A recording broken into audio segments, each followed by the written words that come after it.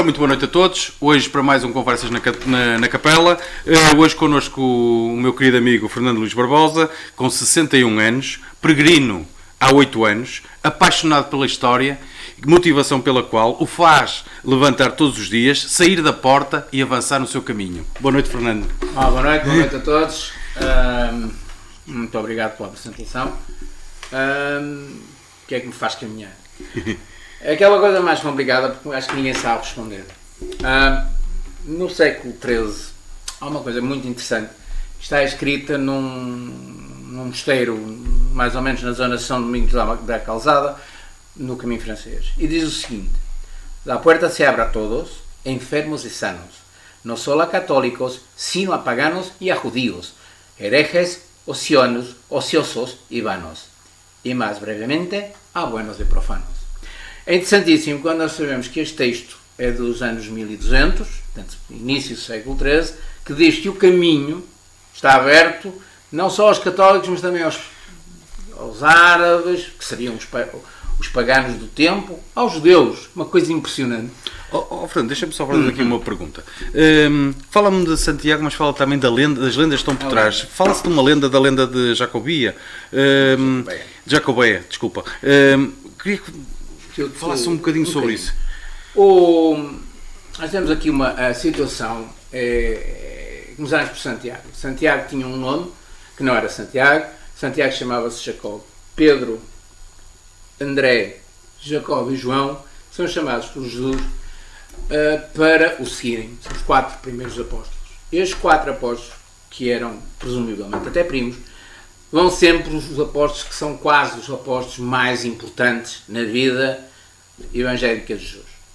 Mais Tiago, João e Pedro são os que vão estar na Transubstanciação, no Monte Tabor, são os que vão acompanhar a ressurreição de Jairo e vão também ser os 3 que vão estar na última noite no Jardim das Oliveiras. Estes 3 são os 3 mais importantes apóstolos do catolicismo, do Novo Testamento. Acontece uma coisa muito interessante, que é, sendo eles tão importantes em todos os 4 livros do Antigo Testamento, quando chegamos aos Atos dos Apóstolos, nós sabemos que Tiago está no Pentecostes, Tiago Maior, como se chama, e de repente desaparece completamente das Escrituras, pura e simplesmente. Portanto, sabemos que ele está no dia de Pentecostes, está com Pedro, está com João, está com Tomé, está com Tiago Alfeu, estão todos e recebem o que nós chamamos, portanto, que nós temos todos os meninos, a imagem da chama, que é a chama do Espírito Santo. E o homem desaparece completamente. Sabemos dele, no ano 44, presumivelmente, no Atos dos Apóstolos, e sabemos só uma coisa. Sabemos que o homem foi morto e morto por espada. Não sabemos mais nada. Portanto, a frase aparece: Tiago foi preso e foi morto por espada. É uma morte horrível para um judeu, porque o corpo se deita fora. E aqui começa a lenda jacobeia. Porquê é que começa a lenda jacobeia? Onde é que o homem andou? Onde é que Santiago andou? Ninguém sabe.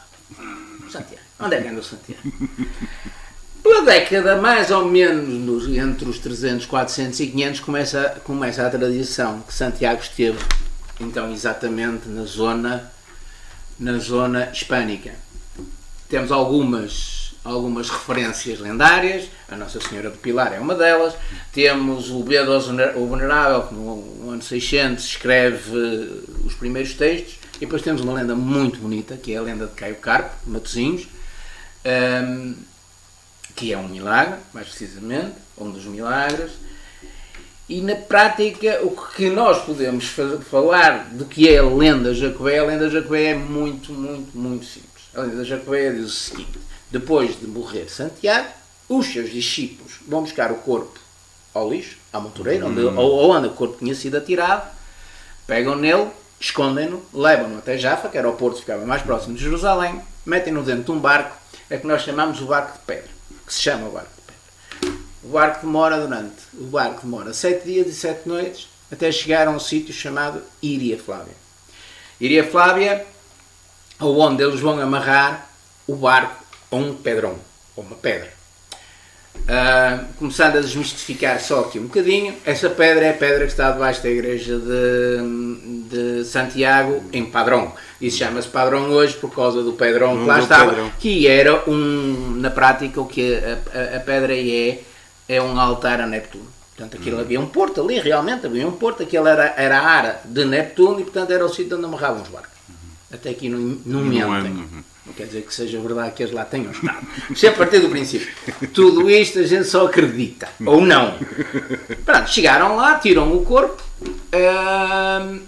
E ao tirarem o corpo, então havia uma rainha lá, que era a Rainha Lupa, que vivia por ali. E pedem à Rainha Lupa, então, que lhe arranje uns bois. Um meio de transporte para poder enterrar o corpo. A Rainha Lupa não acha piada nenhuma uns cheios daqueles, pega neles e manda-os para Finisterra, para o cônsul romano. Era onde vivia o cônsul romano. Eles foram até Finisterra, vão ser presos, vão ser libertados milagrosamente por um anjo, fogem outra vez para Lídia Flávia, a Rainha Lupa assusta-se e diz: mas quem são estes gajos? Manda-os ir buscar uns bois, então peguem lá nos bois, levem lá os bois e vão-se embora. Mas os bois eram bravos, e então eles com o sinal da cruz puseram os bois mansos e fizeram cerca de 30 km, nem tanto, até uma fonte onde os bois pararam. Essa fonte fica hoje no fundo da Rua do Franco, para quem conhecer Santiago de Compostela. Portanto, é a rua dos restaurantes todos, e ao fundo, mesmo no fundo, quase quando estamos a chegar quase à catedral, há uma fonte que fica uns degraus abaixo, que se diz que é a famosa Fonte Milagrosa. E então, chegamos ao fim, os dois companheiros, Atanásio e Atenodoro, enterram Santiago e ficam a tomar conta do corpo até morrerem e depois vão ser enterrados com eles. Pronto. Isto é a lenda jacobeia. A partir daqui podemos estar dias. Mas a lenda jacobeia é isto, não é nem mais nem menos. É exatamente isto que eu falei. Isto não há mais nada sobre isto.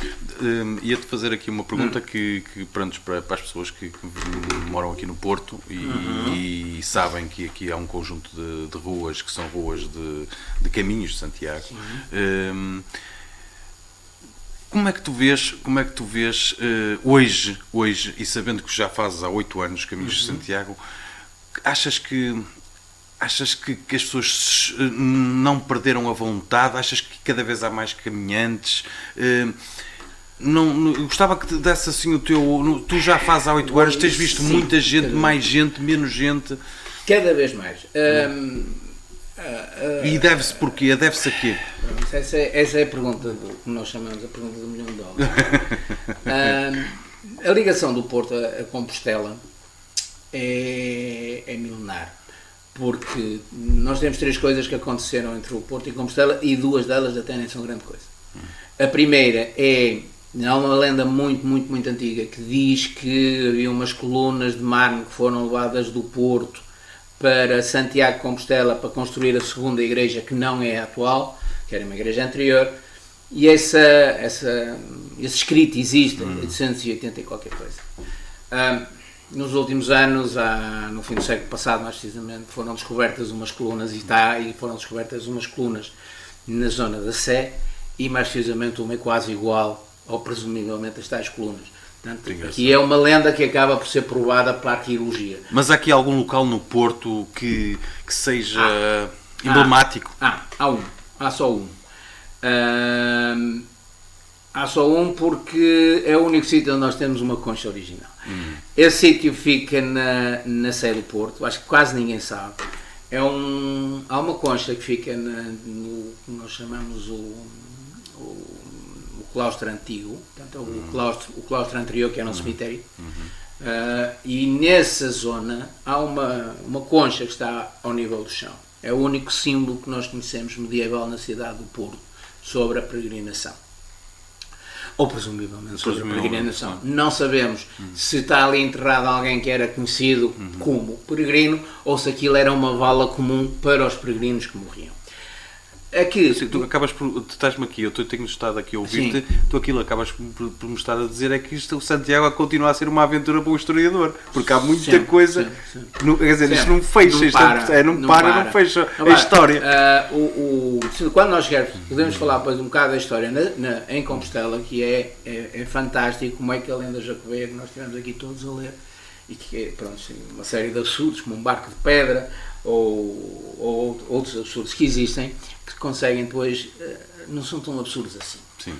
Continuamos a não fazer a mínima ideia se no ano 44, 45 ou 50, ou seja lá qual for, veio um barco por aí fora com o santo e os seus companheiros. Fazemos a mínima ideia, não há prova absolutamente nenhuma, nem nunca vai haver. Não há escritos daquele tempo. Muito mais numa zona aqui que ninguém sabia escrever. Quer dizer, as pessoas dizem, não há escritos. Não há escritos que ninguém sabia escrever. Quer dizer, sabiam os romanos e pouco. E estes mal, nada. O que acaba por ser hoje. A particularidade do caminho de Santiago do Porto, de sermos do Porto, se considerarmos em termos históricos, temos que pensar que todos os caminhos de Santiago vão ser sempre uma coisa. Quando começaram, isto no século X, XI, vão ser rápidos, vão tentar ser seguros e vão tentar seguir os sítios de oração. Portanto, o peregrino não vai para os Pinhais. Não. O peregrino quer chegar lá rápido, quer chegar lá vivo e quer orar em todas as igrejas que existem. Hoje... Mas há alguma, ou seja, há estações daqui até Santiago? Nós temos, daqui até Santiago de Compostela, nós seguimos, por norma, 2 estradas romanas. Ou a Via 19, que a Via 19 saía do Porto, passava mais ou menos próximo de Vila do Conde, mas principalmente, vamos considerar que a Via 19 a partir de Ponte Lima, esta Via 19 ia de Ponte Lima até iria Flávia e depois ia para Lugo e depois de Lugo ia para Astorga e depois por aí fora. Portanto, a Via 19 é a via fundamental. A de Braga é a Via 16, que era uma via principal, portanto, passava no Porto, ia para Braga e depois de Braga derivava para Ponte Lima, outra vez iam apanhar a Via 19. E estas vias, que depois vão ser as estradas medievais, os caminhos reais que nós temos aqui, vai ser os caminhos que as pessoas vão continuar a seguir. Vou-te aqui há uma coisa que eu já fiz uma vez, e isto, pronto, fiz uma vez em promessa, a ida à Fátima a pé, mas eu aqui vou-te fazer uma pergunta diferente. Vou-te fazer a pergunta que é, durante a tua caminhada para Santiago, ou as caminhadas que fazes a Santiago, qual é o pensamento que te move? Falares de Fátima é interessante porque a Fátima, e também já foi Fátima, Fátima é exatamente o exemplo do Ou quais são os teus pensamentos? O que é que tu vais a pensar? Vais em paz? Tranquilo? Vou tentar. Não entendo no que Não, vou tentar. Sim, mas eu também não eu vou explicar. Não, vou tentar ir tranquilo. Porque isto dá os pés a todos. Claro. É muito interessante a comparação, a Fátima, com o que eu estava a fazer da comparação do peregrino medieval. O peregrino a Fátima é o peregrino medieval Santiago. Quer ir depressa, quer ir seguro e quer ir orar. Isto é Fátima. Chama-se isto uma peregrinação. Nós não temos o caminho de Fátima. Agora já começam a criar algumas coisas, mas nós temos uma peregrinação a Fátima. E para onde é que vamos? Vamos para a estrada mais rápida que há, que é a IC2. Claro. Pronto. Para Santiago, hoje não é assim. Nós hoje, para Santiago, tentamos passar nos sítios onde sabemos que há 1000 anos passavam peregrinos.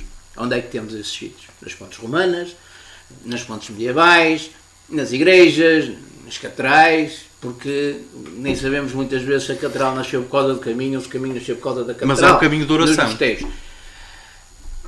Eu vou-te dizer porque é que te faço esta pergunta. E para quem é católico como eu e praticante, é assim, quando nós fomos, eu fui num grupo de pessoas, a Fátima, e nós fomos em oração, o caminho todo. Se não é descrição, pronto, se fores com o Creu, e o Creu faz isso, sim. Sempre em oração até Fátima. E depois, quando nós chegamos à última etapa de Fátima, que é a etapa para mim, até chegar à 15ª estação, exatamente. Que é que bate. De facto, foi muito importante ter feito aquilo, nem que fosse uma vez na vida, mas foi muito importante. Eu gostei e aumentou muito o meu eu. que é mesmo assim. O eu que nós vamos ganhar no caminho de Santiago é um eu diferente, é diferente, é complicado dizer, é muito complicado, eu não acho que seja correto dizer que é diferente. As motivações originais eram as motivações religiosas, não vale a pena, eles andavam por causa disso. Eu acho que ninguém faz isso pelo desporto, digo. Hoje faz-se. Faz-se. Hoje, as motivações que hoje há para o caminho. Então deixa para aí, então vou pôr já aqui outra pergunta. Qual é a grande diferença entre o peregrino antigo e o peregrino de hoje? O peregrino antigo fazia o caminho por fé, para pagar uma promessa, portanto estamos a falar passo Fátima, para pagar uma promessa, para pedir perdão, para pedir uma benesse, e até fazia o caminho era muito feito na Idade Média, até penal, havia um caminho penal, ou seja, uma das coisas que se fazia era, as pessoas eram castigadas, eram julgadas culpadas, e depois eram enviadas para Santiago, com grilhetas nos pés, para cumprir um caminho penal. Portanto, também era um caminho tortuoso, de tortura. Quase tortura, chamamos assim. O homem era obrigado a ir. Pois, não é? Por maioria da razão, não é? Era melhor isso ser enforcado. Mas o homem era obrigado a ir.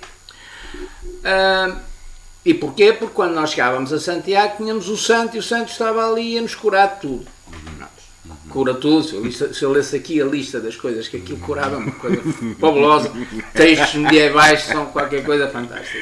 Quando nós chegamos aos tempos modernos, e temos que pensar assim, o caminho de Santiago praticamente termina, em termos mais ou menos formais, no início do século XIX. Portanto, quando chegamos ao século XIX, temos as guerras napoleónicas, temos os movimentos liberais, temos toda a Europa à pancada, e portanto, quando nós falamos do caminho de Santiago, normalmente estamos a falar do caminho de todos os europeus que vêm para Santiago. O caminho português manteve-se, com muito pouca gente, mas manteve-se porque nós estávamos fora estávamos fora das guerras, quer dizer, continuávamos a andar. No fim do século XIX, praticamente, não há quase ninguém a caminhar. Começa aí com o pai Henrico, o arcebispo, começa-se a recriar o caminho, e o que nós hoje vemos do caminho é uma coisa que aparece na década de 70, 80, com um homem chamado Elias Valinha, o padre Elias Valinha, que foi padre de Sebreiro e morreu em Sebreiro. Sebreiro fica no caminho francês, e foi o homem que pintou as setas amarelas. Pronto, as setas amarelas não têm 500 anos, não, as setas amarelas são de 1970 e tal, 1970 e tal. Olha, essa não sabia. A história é muito engraçada, sendo verdadeira. E ele era um apaixonado de caminho, o Elias Valinha era um apaixonado de caminho, e então, volta e meia apareciam. O Sebreiro é um lugar muito mítico, um lugar, porque tem uma igreja do ano 1000, um lugar muito mítico, o caminho passava lá, tem uma subida terrível ali, é quando tu entras na Galiza. Portanto, é uma manhã, que difícil, que nunca mais esquece. Quando lá chegas acima, à igreja e um copo de vinho, de preferência. E até a ordem pode ser ao contrário, primeiro um copo de vinho, depois a igreja. Não é problema nenhum, que o santo espera por nós, já lá está há mais 1000 anos. E então, quando tu acabas de subir aquilo, havia poucos peregrinos naquele tempo, muito poucos, e não sabiam, não faziam ninguém sabia onde era o caminho. Porquê? Porque o caminho, nós construímos as estradas. Repara, hoje estamos aqui na Rua Sudfeita. A Rua Sudfeita é a Via Caráquia. Da porta do Olival, que é mais ou menos hoje em dia onde fica o café do Olival, ao fundo ali, ao cimo dos Caldeireiros, havia uma porta que era a porta do Olival. A seguir àquilo havia um olival monumental, que era tanto da mitra, da igreja, da Sé, como era daqui dos padres da colegiada de Sudfeita. E havia uma estrada que chamava Via Caráquia, que passava por aqui fora. E se tu reparares, desde digamos, a Porta do Olival, vamos chamar assim, da Porta do Olival, ou seja, da cadeia da relação, até ao padrão do Lego, é tudo reto. É impressionante. Não é absurdamente reto, não é uma linha reta, mas é quase reto. É quase reto. Vais sempre por aí fora e vais chegar ao padrão da Lego, onde vão-se começar a dividir vários caminhos. Portanto, o que é que acontece no século XX? Então nós em Portugal, somos muito jeitosos, como não fizemos nada pensado, nem com lógica, pura e simplesmente o que é que fizemos? Pegámos nas estradas todas medievais, há que lhes meter asfalto em cima. Significa que estamos a falar daqui de uma via que era uma via estruturante a ligar ao norte de Portugal, que é uma rua estreita hoje. Sim. Nós não soubemos destruir... Não soubemos estudar. Não estudamos nada. Nós não fizemos nada disso. E, portanto, hoje, esse é o grave problema do peregrino, porque o peregrino quer seguir o caminho tradicional, mas não lhe passa pela cabeça andar nos caminhos urbanos. O peregrino hoje procura paz, procura o bucolismo, procura a natureza, procura a ecologia. Alguns até são com estas ideias todas new age, que eu não critico, mas que não se podem misturar com a lógica da tradição jacobeia de todo. Procuram um exercício, procuram umas férias baratas, procuram tudo isto. A minha experiência de vida sobre os muitos peregrinos, porque eu já fiz o caminho com um grupo, já fiz o caminho sozinho, já fiz 15, 16, 17 dias a andar sozinho, e nós conhecemos muita gente, já fiz 5, 6 dias a não ver absolutamente ninguém, já fiz com pessoas amigas, aos de 15, 16. A minha experiência é a seguinte: toda a gente sai, de onde tiver que sair, com todas estas ideias, mas nenhuma delas formada. Mas todos vão querer chegar a Santiago de Compostela. Sim. É o chamado imã. É um imã perfeito. Não fazem a mínima e a lógica ideia de lá chegar, mas é certo que sejam, quase utilizando aquela frase do século XII, ateus ou católicos, e encontramos todas as raças e todas as religiões hoje no caminho de Santiago. A missa é uma reinação, porque somos todos irmãos. E quem mais chora numa missa de peregrino, e estamos aqui a falar de peregrinos que andaram 3, 4, 5 mil quilómetros, ou 700 ou 800, que é o caminho francês, quem mais chora são todos aqueles que não são católicos. Porque nós estamos habituados a receber a pressão emocional, e aquela pressão emocional que tu tens na missa, aquela grandiosidade emocional, quer dizer, mal ou bem já nos habituamos à consubstanciência, ou seja, do sangue, do vinho em sangue e do pão no corpo. Mal ou bem, nós já estamos, não vou dizer anestesiados, que é errado, não estamos, todo, mas compreendemos. E eles levam com aquilo e faz uma confusão total, mas pela positiva. É engraçado que tu estás a tocar num ponto, e há bocado, quando estavas a falar, que de facto a partir de determinado momento, já com dores e sem pernas e sem nada, uma pessoa que quer é lá chegar, porque de facto a vontade é tanta, que é assim, já que cheguei até aqui, agora é só mais um bocado. E eu posso dizer que na primeira e única vez que fui a Fátima a pé, a minha maior dificuldade foi a primeira etapa. Porque eu costumo dizer que assim, os primeiros 40 km por hora foram os piores para mim. Porque a partir daí a coisa funcionou. Não, eu já fui para Fátima, saí da igreja aqui da Nossa Senhora de Fátima, da rua Nossa Senhora de Fátima, dos Jesuítas. E já tinha gente a queixar-se em Santoíno. Quer dizer, tipo, não tinham andado uma hora e meia, já estavam a queixar, que já não iam conseguir fazer aquilo e depois chegaram lá. Não, eu ainda consegui chegar a São João da Madeira. Cheguei a São João da Madeira, caí para o lado. Entretanto, a coisa... São João da Madeira é terrível. São João da Madeira e Pombal são os 2 dias mais marcantes. Eu vou-te dizer, eu cheguei a São João da Madeira completamente zero. Completamente, caí para o lado mesmo. Depois, a partir daí... porque há uma coisa que é assim, eu não me preparei, e eu digo isto, eu saí do meu escritório e fui fazer a caminhada para Fátima, isto foi verdade. Eu costumo dizer que é assim, eu devia ter muitos pecados, cheguei lá completamente desfeito, mas não, cheguei lá completamente desfeito porque não te preparaste fisicamente. Nada, zero, completamente. E depois achei, não, as pessoas, isto era uma brincadeira que as pessoas que iam comigo diziam, opá, tu estás a pagar bem os teus pecados, porque tu... Não tens solução para isso. Não tens solução para isso. E nós brincávamos um bocado com isso. Sai assim, mas uma grandeza, uma das coisas que eu lembro-me como se fosse hoje, foi da 14ª para a 15ª estação, a última estação, eu quase que fiz aquela parte a correr. E eu achei piada que ao fim de 230 e tal quilómetros, aqueles últimos 2 ou 3 quilómetros foram feitos a correr completamente. E eu achei um piadão porque eu estava todo desfeito, mas as duas tinham ficado todas de lado. É exatamente a mesma coisa que tu vais ter no caminho de Santiago. É a adrenalina. A adrenalina sobe de tal modo. E vamos imaginar que estamos a fazer de Porto a Santiago. Vamos imaginar, vamos fazer o caminho dos dois, por aí fora. Vamos sair daqui, vamos os dois de Porto a Santiago. As etapas devem ser, na minha opinião, 20 e poucos quilómetros por dia, portanto vamos demorar mais ou menos 10 dias, 11 dias a chegar. Há uma que pode esticar mais, outra não sei quantos. Nós vamos ter 3 tipos de sensações, na minha opinião, e então se fizermos mais dias, porque depois vamos até Finisterra, porque chegamos a Santiago, isto não é bem divertido, vamos para Finisterra para são mais 7 dias. Vamos meter 15 dias em cima e 330 km. O que é que acontece? Nós vamos começar a sentir coisas, e todos nós sentimos. A primeira que se sente é o desconforto. Há 3 estágios. Na prática são 3 estágios e acontecem sempre, a mim acontecem sempre. O primeiro estágio é o desconforto. São 3 dias a não dormir. Portanto, estás a dormir num albergue. Mas fazes de dia ou à noite? E eu ando sempre dia. Não tem nada a ver com o facto. Nós faz um ritmo radicalmente diferente. Muito mais tranquilo. Caminhas muito mais tranquilamente. O piso também não é igual. Portanto, fazes muito menos asfalto. Só precisa destes mais. Mas tentas aproveitar ao máximo. Portanto, o piso leva-te a andar Paras mais devagar. muitas vezes também? Sim, paramos. O meu conselho é sempre parar a hora e meia, de hora e meia em hora e meia, ou 2 em 2 horas. 5, 6 km parar. 7 km. Fátima, normalmente eu chego como 7 km. Eu mais ou menos também faço a mesma coisa.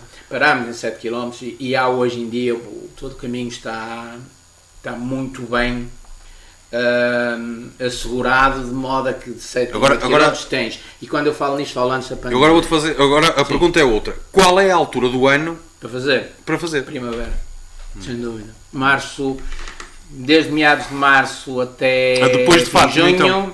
Sim, não, apanhas Fátima. Apanhas Fátima, antes? Podes apanhar o de Fátima também no mesmo tempo.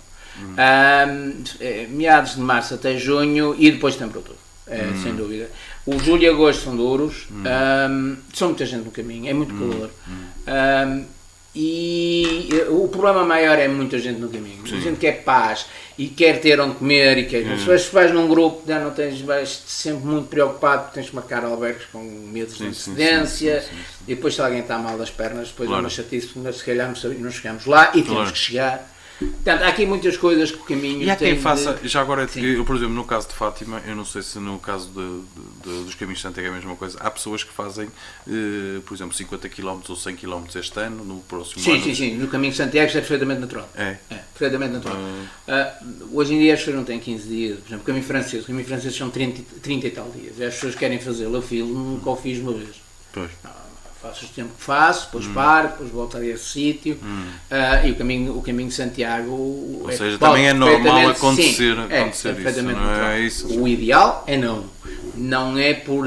Mas é sim, eu disse 15 dias, eu acho que o caminho necessita de 15 dias para nós virarmos a nossa cabeça. Mas se não fizermos em 15 dias e fizermos em 4, vamos começando a virar a cabeça. Agora, uma coisa é certa: quem faz em 15 dias vira a cabeça de tal modo. Como eu, ando há 8 anos e não ia parar mais até que me mandarem parar. Eu já fiz o caminho de Santiago, já fiz de Carreira Los Condes, mais precisamente com uma tendinite, em que a médica me disse, tem que parar. Eu disse, não paro, dê-me pastilhas. Ela disse, não lhe dou pastilhas porque você tem que parar.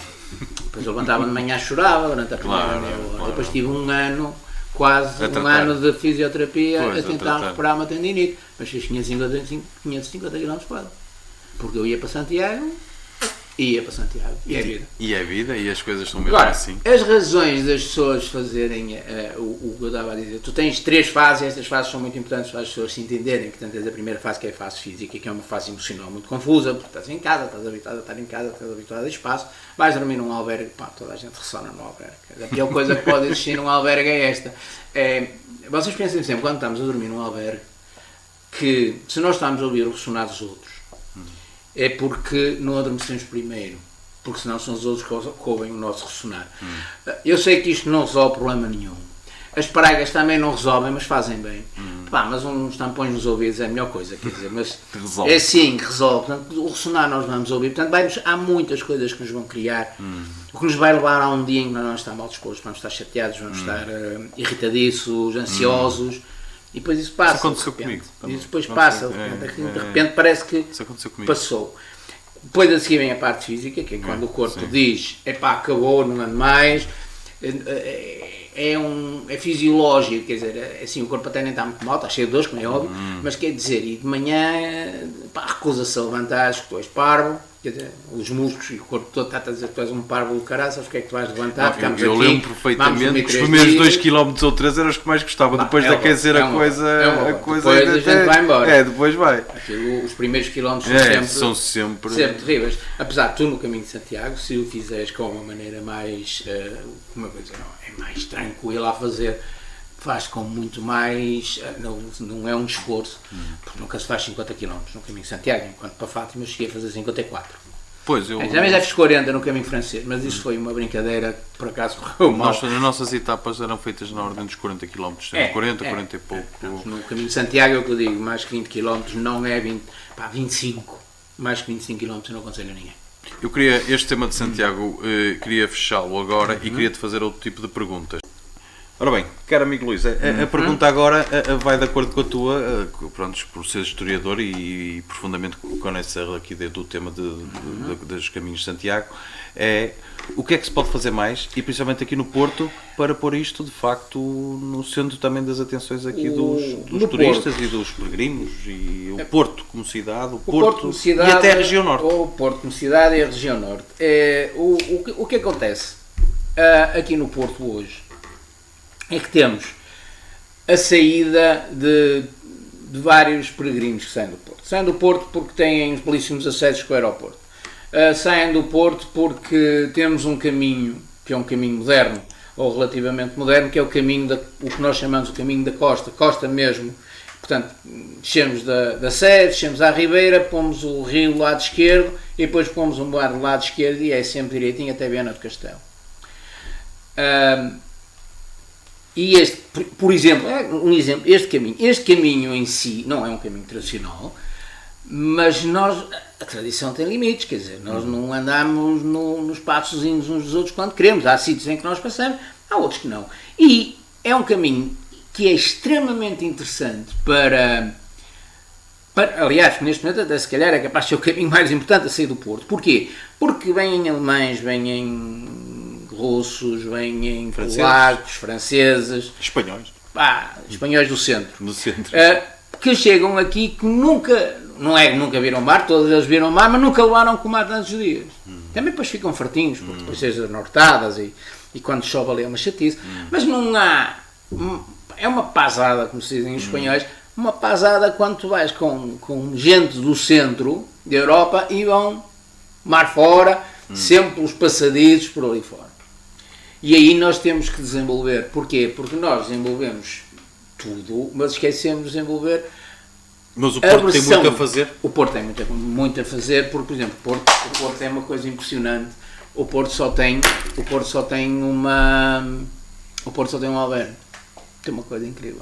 Quer dizer, podemos dizer que temos um albergue, um segundo albergue no seminário, mas o Porto só tem um albergue. Uma coisa que eu não consigo compreender todo, porque há uma coisa que os peregrinos têm. Ou as pessoas caminham para Santiago, tiremos-lhe a palavra peregrinos até. As pessoas caminham para Santiago. As pessoas caminham para Santiago, seguem, como eu disse há bocado, as setas. E seguem as setas porque as setas lhe vão indicar o caminho melhor. O caminho mais bonito, o caminho mais bucólico, o caminho mais longe dos automóveis, o caminho que passa nos sítios tradicionais, nas igrejas, nas pontes. E principalmente faz outra coisa, que é tira-os de pensar. Quando a gente vai pelo caminho de Santiago e está a olhar para as setas, não pensa. É porreiro. Que porreiro, a seta diz que é para ali, é para ali. Se a seta disser para a gente se atirar abaixo da ponta, a gente só de repente é que reparou que. E o que é que acontece? Não só a seta, mas o peregrino para sempre no sítio onde vê conchas, símbolo de conchas, símbolo de setas, e onde estão outros peregrinos a comer. Isto não é a melhor experiência, mas é assim que funciona. No Porto não vês praticamente nenhum restaurante, que eu me lembro nenhum, que tenha os símbolos peregrinos para que os peregrinos lá comam. Não há na Rua das Flores, não há um único. Para ver um copo. Então quer dizer, estás-me a dizer que muito pode ser feito. Então. Muito nesse aspecto. Mas muito. Agora, em termos educacionais, quase. Eu sabes que eu também sou motar e já fiz a Nacional 2 e nós temos aquele passaporte que nós vamos carimbando. Exatamente. Os caminhos de Santiago é exatamente igual. Nós temos uma coisa que se chama a credencial. Somos todos obrigados a andar com ela. A maior parte das pessoas acham que aquilo é uma brincadeira de meninos e que tem jeito nenhum, não sei o quê.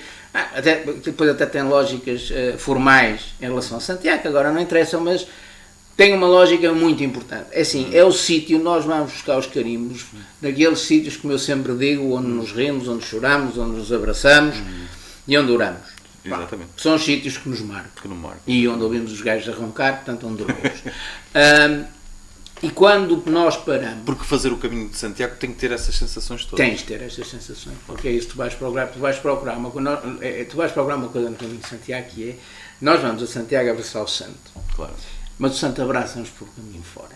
Entre um pé e outro, o santo abraçou-nos. E esta iluminação, esta bondade, esta partilha, é feita porque os peregrinos acabam por andar juntos. E é isto que nós temos de saber aproveitar. Se houvesse no Porto, neste momento, sei que estamos a ver um tempo diferente, mas os tempos vão voltar iguais e a primeira coisa que vai voltar é o caminho de Santiago. Os peregrinos vão voltar, já andam na rua, já os vejo, poucos, é certo. Hoje, este ano esperaríamos cerca de 1 milhão de peregrinos. Daí a pandemia, portanto o Ano Santo perdeu-se, mas para o ano vai continuar a ser Ano Santo e, portanto, e esse 1 milhão de peregrinos... Mas se calhar podíamos aproveitar este ano mais calmo para preparar as coisas. Ter aproveitado porque estão a começar. Porquê? Porque o ano que vem nós vamos ter, se tudo for normal e Deus o queira, nós vamos ter 1 milhão de peregrinos na Europa a ir para Santiago. Todos os dias. E estas pessoas têm que comer, têm que dormir, adoram sentar-se a ver uns copos. Que é a coisa mais divertida que também faz parte. Eu acho que é ao contrário. Então. Eu quase digo que tem de fazer parte. Tem que fazer parte, exatamente. De vinos e tapas se hace o caminho. Ou de tapas e vinos se hace o caminho. É um momento em que nós vamos silenciosos, vamos na nossa, vamos em oração. Não significa uma oração que seja uma oração consciente. Sim. Tu vais ouvir os pássaros, vais na tua. É isso, eu ia dizer isso. Vais em silêncio e vais por ali fora. E depois, de repente, quando se para, as pessoas começam-se a juntar, mesmo quando andam em grupos, e é a comida que os junta, não é conversa. É onde nós todos nos e onde partilham também todas as sensações daquele... Nós vamos partilhar o que é que se passou naquele dia, onde até vamos barafustar uns com os outros, como foi mais depressa, outro foi mais devagar, não sei o que mais, mas esses sítios são fundamentais. Nós temos que explorar isso, sem dúvida. E o Porto não explora absolutamente nada este ano. Nada. O Porto é uma zona de partida por eleição, mas a única coisa que tem umas setas marcadas no chão, estão ótimas, são as que passam aqui em Sespeta, mais precisamente, mas não há ninguém que esteja a fazer turismo neste momento ligado a isto. E isto é um problema, e é um problema não haver albergues na cidade. Temos aqui em São Lourenço, claro. Não vamos dizer que não há, mas é porque e não é suficiente. O problema que tu tens é que o peregrino tem horas muito específicas. Os peregrinos dormem todos à mesma hora, levantam-se todos cedo, deitam-se todos cedo. Isto é regra. É uma das coisas que tem que ser. Ninguém anda de noite. É muito perigoso andar de noite nos caminhos de Santiago, como estás a andar numa estrada, estás a andar no meio de um campo e para dares um tombo, ou perdeste porque não viste a seta. Mas partimos todos mais ou menos à mesma hora. Portanto, os hostéis normalmente tomam um pequeno almoço às 7, 7h30, 8 horas começar a andar. Okay. Depende se a etapa é maior, se é menor. Mas sei depois das 9h30 é estar ao lado com o sol na cabeça, é estar a começar a ficar tenso. Parar pelas 3, 4 da tarde é ideal para quê? Para comer. Para nós estarmos todos já relaxados, ou com um banho tomado, ou ainda não estamos com o banho tomado, mas já temos as mochilas, sabe-se lá das onde, e então vamos todos relaxar e vamos comer, vamos usufruir, vamos sentar numa esplanada, vamos conviver. Vamos viver e conviver. O Porto está ótimo em termos turísticos, mas os peregrinos aqui perdem-se. Pois. E eu acho que é uma hipótese muito razoável de termos algo como albergues, um bom albergue ali na Rua dos Caldeireiros. Sim, fundamental. E enchia esse dinheiro. Vamos fazer as coisas em termos económicos. Um quarto com 60 metros quadrados, uma sala grande com 60 metros quadrados, vai levar, deverá levar uns 18 peregrinos na boa. Estes peregrinos pagam, a correr bem, 15 euros. Portanto, a correr bem, podem pagar mais, aqui no Porto até podem pagar mais. Portanto, vamos partir do princípio, são 20 pessoas a 15 euros, o quarto é 300 euros na noite. É um quarto do Yateman. Sim, sim. E depois a seguir, eles é que trazem os sacos de cama, okay? Aquilo é mudar uns lençóis. Engraçado que, como tu sabes, eu também tenho aqui um negócio aqui num dos caminhos de Santiago, e que é aqui a Rua de Defeito, aqui no Centro Histórico, e um dia destes ligaram para mim, que achei até, foi a primeira vez que me ligaram, e perguntaram-me se podiam identificar o meu local como um local onde os peregrinos pudessem resolver os seus problemas. Eu não vou falar do meu negócio, como é óbvio, resolver os seus problemas numa determinada situação. Eu vou explicar. É que isto estás a falar uma coisa que é muito, muito importante, que é outra vez completamente negligenciada, e aqui eu posso dizer quase em todo Portugal. É que os caminhos de Santiago e os caminheiros de Santiago têm uma série de sites já agora e vou dizer, quem me ligou foi a Câmara Municipal de Barcelos. Prontos, porque eles trabalham bem. A Câmara Municipal de Barcelos trabalha bem, e a de Ponte Lima.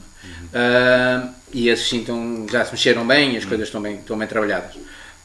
Quando nós falamos dos caminheiros de Santiago, há aplicações, apps nos telemóveis, sites, e todos os peregrinos, todos, não vale a pena, não há nenhum peregrino que venha comprar ao Booking. Não compra. Não vai comprar ao Airbnb, a não ser que sejam grupos, então estão aqui na cidade de Porto e vão arranjar um apartamento. Sim. Não, o peregrino vai aos sites dos peregrinos, onde há publicidade dos albergues, ou onde eles falam uns com os outros, onde eles fazem as perguntas. Portanto, o peregrino é um grupo muito fechado, entre aspas. Este fechado significa apoiam-se muito uns aos outros, no bom sentido, e eles são muitos. São muitos mesmo, muitos. Estou aqui em Defeito a ver o que passa, mas quem estiver na Foz do ano passado, no verão, é incrível o número de peregrinos que passa. E de Porto até Vila do Conde há um albergue manhoso. Luís, espero que o Labroso não me esteja a ouvir agora. Luís, eu ia só agora, e em jeito de conclusão, queria que tu deixasses aqui uma mensagem relativamente àquilo que nós estamos a falar hoje, e queria claramente que, para as pessoas que nos vão ver e ouvir, não sei, tu é que sabes, uma mensagem para todos, porque, como é óbvio, não é? Os caminhos de Santiago é algo que nos agarra aqui a todos, e de facto uma coisa muito importante, e já percebemos que há aqui muitas dificuldades aqui no Porto. Sim, mas por inércia. Por inércia, exatamente. Ou seja, qual era a mensagem que tu deixavas? Para resumir. Em duas coisas eu deixo duas, quer dizer, uma em termos do que nós estamos agora a falar, desta última parte, na cidade. Acho que, eu não acho que sejam as autoridades, eu acho que é falta de conhecimento na cidade, da importância que a cidade tem no caminho. As pessoas acham muita piada, uns rapazes que andam com umas mochilas e umas raparigas que andam com umas mochilas, trazem uma concha às costas. Pensem que essas pessoas gastam entre 30 e 50 euros por dia, no mínimo. O caminho de Santiago é barato, mas não é tão barato assim. Ninguém faz aquela famosa história que se diz 1 euro por quilómetro, dá para fazer o caminho. É uma lenda e é mentira, não dá. A não ser que não comam. E mesmo a dormir terá que ser na rua. Sim, porque depois onde tu gastas dinheiro é beber, e a beber bebe todo, não vale a pena mais. O caminho não foi feito, eu muitas vezes digo para os gajos que bebem sumos estão tramados. Esta é a primeira mensagem. Estas pessoas gostam de ser acarinhadas. Gostam, como eu disse, gostam que as levem ao colo. E levá-las ao colo é fazer uma boa publicidade que não é cara, é porem uma concha, é fazerem um selo ou carimbo, chamemos-lhe assim, que é o que nós chamamos em Portugal, um carimbo bonito, é termos uma coisa que não há no Porto, um único sítio que tenha menu peregrino. Basta-lhe chamar menu. O menu peregrino é o menu do dia, nem é mais nem é menos, é nisto que nós temos. Em termos de peregrino, eu tenho que dizer uma coisa, que é o que realmente nos faz andar, que é a bondade. É quando nós conseguimos chegar a um ponto em que, e isso altera-nos a todos nós, quando fizemos já alguns quilómetros largos, nós vamos fazer uma coisa que é a coisa mais importante entre as pessoas, e pronto, até é católico, não é? Que é partilhar. Quando nós partilhamos o pão com pessoas que não conhecemos absolutamente claro nenhum, que nunca vimos mais gordos, e partilhamos o pão. Partilhar o pão. A gente diz uma coisa, é uma frase que se diz muito no caminho, é partilhar o pão até com o cão. É fantástico. E é isso que é fantástico. A razão do caminho, é partilhar e testemunhar, é um testemunho. Também é uma aprendizagem. Isto acabas por dizer que é uma O aprendizagem. caminho de Santiago é uma aprendizagem de vida muito grande. Muito grande. Ora bem, e com isto, esta Conversas na Capela vai terminar. Eu não tenho muito mais para dizer. A única coisa que eu posso dizer é que este tema vai voltar outra vez aqui, porque de facto nós ficamos ainda com muito por dizer. Luís, obrigado. Ora, foi um gosto. Desculpem eu perder muito, mas é assim que eu funciono. Não, mas eu vou-te dizer uma coisa, assim, para quem nos esteve a ouvir e ficou com um sentimento de quer mais. Por isso, eu convido-te a voltar com cá todo o prazer. E a voltar a falar um bocadinho mais sobre pegarmos isto. se calhar em temas mais formais, mesmo formais, quer dizer, porque é que o Porto tem a ver com Santiago e porque é que o Hugo, o Cardeal Hugo era cardeal o Cardeal Hugo, aqui, o Bispo Hugo, peço muita desculpa, o Bispo Hugo, a quem Dona Teresa deu a mitra e deu a cidade, era um dos grandes amigos de Diego Chalmeira. Meus caros, vamos deixar aqui só com esta pitada e já sabemos que vamos voltar outra vez aqui à Conversas da Capela com o Luís e de certeza que vai ser mais uma vez um webcast interessante. Obrigado a todos e uma boa noite.